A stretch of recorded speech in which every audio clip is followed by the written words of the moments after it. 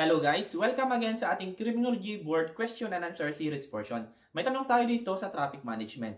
Which traffic sign shape is used for warning sign? Letter A, circular. Letter B, octagonal. Letter C, rectangular. And letter D, triangular. Ang sagot po natin dito ay letter D, triangular. Actually po, meron po tayong tatlong klase ng traffic sign. Ang una po ay ang danger warning sign. Ang danger warning sign ay tinatawag po nating caution sign. Ito po yung mga traffic sign na nagpapahiwatig po ng hazardous physical condition. Ang shape po nito ay equilateral triangle na may red border. And yung sign or marking nito ay black. Then ang background nito ay white or yellow po. Ang next naman ay mayroon tayong regulatory sign. Ang regulatory sign ay ito po yung mga sign na nagbibigay po ng legal mandates, prohibitions, or restriction.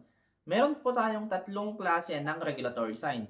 Ito po yung priority sign, prohibitory sign, at mandatory sign. Ang mga priority sign po ay ito po yung mga regulatory sign regarding sa right of way po. Halimbawa po nito ay ang stop sign na may octagonal shape po. And yung yield or give way na may inverted triangle shape po.